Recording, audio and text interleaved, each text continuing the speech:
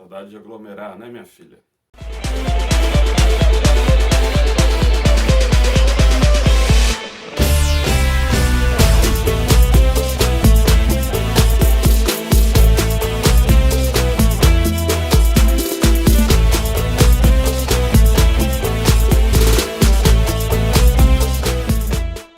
A aula de hoje é para a gente falar sobre o antigo sistema colonial. E acho que a gente pode dividir em duas partes. Num sentido, você pode pensar a administração que foi exercida aqui na colônia, e no outro a gente pode pensar sociedade, cultura e economia, como funcionava aqui na colônia, no Brasil. Bom, algo que a gente tem que lembrar é o contexto mercantilista, né? Se vocês lembrarem de como foram as grandes navegações, né? Precisava haver alguns interesses motivaram a que os países saíssem, se lançassem nessa aventura marítima. Lembrando que ir para um outro continente era a mesma coisa que ir para a Lua hoje ou fazer uma viagem para Marte. Ou seja, era algo que exigia um Estado centralizado, muito dinheiro, ciência, tecnologia, muito conhecimento sobre aquele nicho de interesse. Então não era qualquer empresa que faria aquilo, ficava a cargos de Estado. Logo, Espanha e Portugal, que foram os primeiros a conseguirem se consolidar enquanto Estado nacional, no sentido da acepção moderna do termo, foram os primeiros a se lançarem na conquista ultramarina.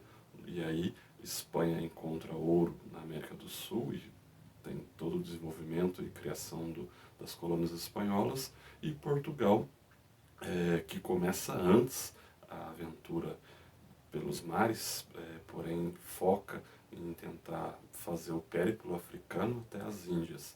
Começa antes, mas chega posteriormente aqui na América do Sul, encontrando o que vai depois ser denominado como Brasil. E esse contexto de expansão ultramarina, você tem a ideia de mercantilismo, metalismo, né? Então a gente precisava ter superávit, ou seja, sempre exportar mais do que importar, ter mais minérios, conseguir minérios capazes de ser cunhados em moedas, como por exemplo o ouro e a prata, coisa que a Espanha logo de cara consegue, e Portugal não encontra aqui no nosso território, o que é uma grande frustração no primeiro momento. Então, durante um bom período, fica abandonado aqui o território brasileiro. Nos primeiros 30 anos, praticamente não há nenhuma movimentação, e depois a gente começa a ter cada vez mais algumas expedições com a instalação de feitorias e de outros mecanismos capazes de facilitar a ocupação e exploração da colônia Brasil.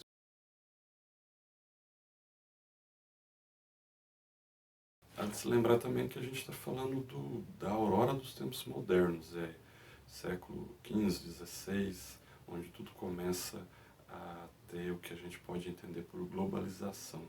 Se a gente puder pensar no nascimento dela, talvez seja justamente com as grandes navegações. Bom, esse período então vai se caracterizar por dois momentos. Um de desinteresse, que são os primeiros 30 anos, poucas expedições que vieram aqui tentando descobrir ouro, tentando descobrir algum recurso para poder extrair. E o que eles vão conseguir nessas expedições exploratórias, assim chamadas, é o pau-brasil. Né? Então passa a ser o primeiro insumo, o primeiro produto capaz de gerar algum lucro para Portugal. E além dessas expedições exploratórias, a gente tem algumas expedições de defesa e proteção da costa do Brasil, porque há diversos navios corsários, piratas, que são literalmente apoiados pelos governos da França, da Inglaterra e da Holanda para que tentassem tomar parte dos territórios dos portugueses aqui. Então, são esses dois tipos de expedições, a de exploração e a de proteção da costa brasileira, principalmente durante os primeiros 30 anos, até 1530. Por que a gente tem essa divisão? Por causa do mercantilismo, né? Não interessa vir descobrir alguma coisa aqui somente por uma questão de ciência.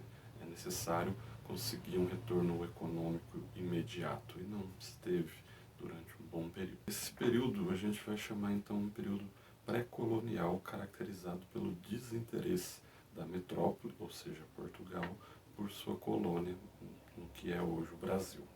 Essas expedições guarda-costas se caracterizam por grande rivalidade com a França, que era um país que estava muito interessado em conseguir aumentar suas colônias, principalmente conseguir colônias no Novo Mundo, na América. Então, nesse momento, a gente tem a criação de feitorias, a exploração de pau-brasil, a exploração de mão de obra indígena, caracterizado por muitas trocas, né, o que a gente vai chamar de escambo, e praticamente o monopólio de qualquer produto. Num primeiro momento também vai ser criado as câmaras municipais. Essas câmaras municipais são uma ideia de colocar pequenos lugares de administração no país. Então, toda vez que a gente pensar na história do Brasil, talvez isso sirva até para o momento atual, você sempre tem recuos e avanços entre uma política e uma administração centralizada e uma descentralizada.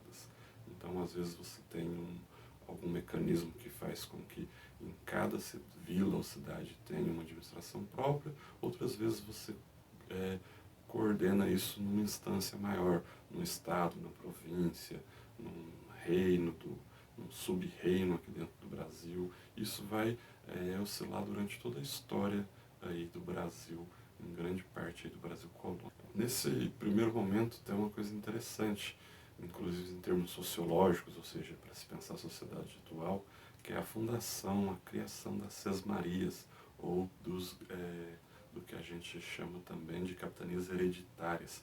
Por que é interessante até no momento atual?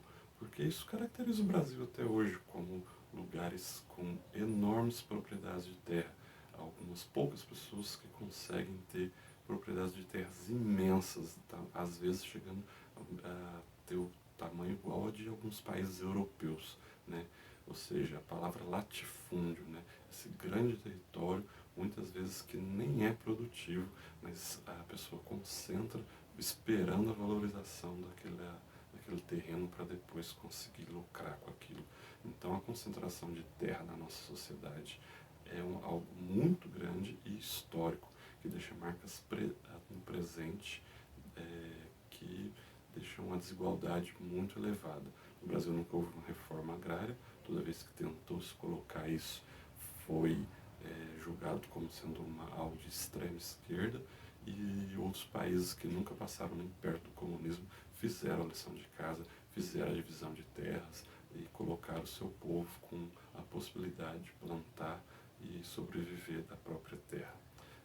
Acho que talvez no Brasil isso ainda seja necessário, mas é evidente que o tempo onde a população se localizava na sua maioria absoluta já passou e nada foi. Bom, posterior a 1532 a gente tem então a fundação dessas capitanias hereditárias.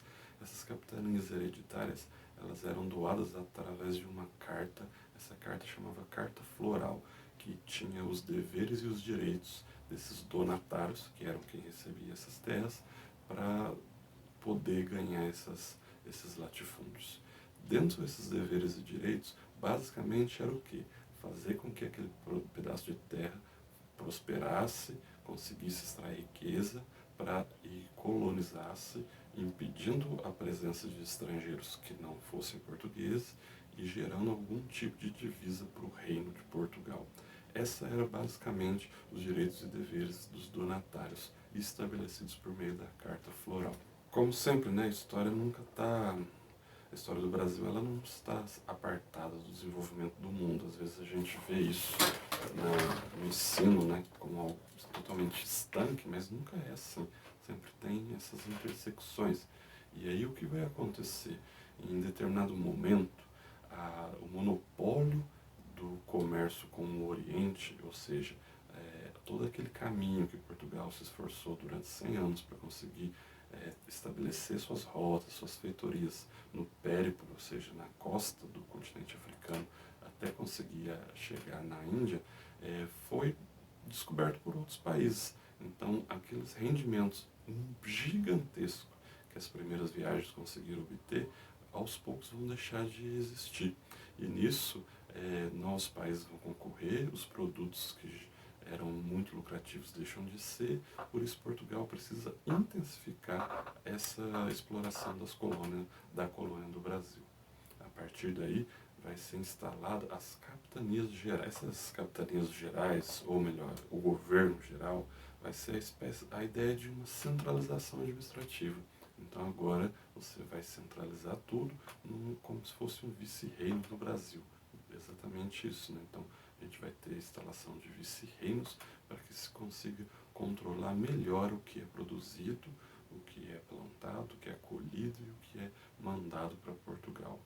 Talvez seja nesse momento que a gente tem literalmente a concretização da colonização aqui do território brasileiro.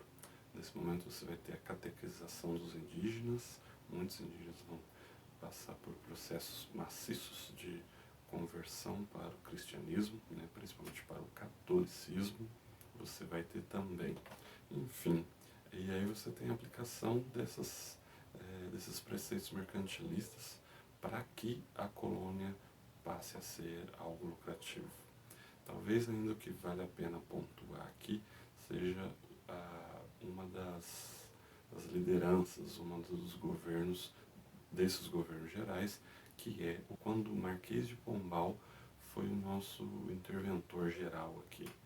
Por que esse período se torna interessante? Porque Marquês de Pombal, a gente pode classificar ele como um déspota esclarecido. Então, quando na Europa você tem a ideia do iluminismo, que avança sobre vários países, várias correntes filosóficas e chega a alguns reis, a gente vai ter Marquês de Pombal aplicando essa racionalidade, esses princípios iluministas na administração da colônia. Então é um momento que frutífero, digamos assim, em termos de como conseguir explorar melhor e até, num certo sentido, desenvolver a colônia aqui do Brasil. É criada uma grande estrutura burocrática, uma racionalização burocrática aqui no país que até então não existia. Então você tem técnicas administrativas que já existiam na Europa, que já eram consolidadas, sendo implantado pela primeira vez aqui no território do que hoje a gente, ainda no período pombalino, a gente pode pensar na companhias de comércio, por exemplo, de mineração, e a expulsão dos jesuítas, que eram vistos por Marquês de Pombal como pessoas que limitavam o crescimento da colônia, já que eram contrário à escravidão.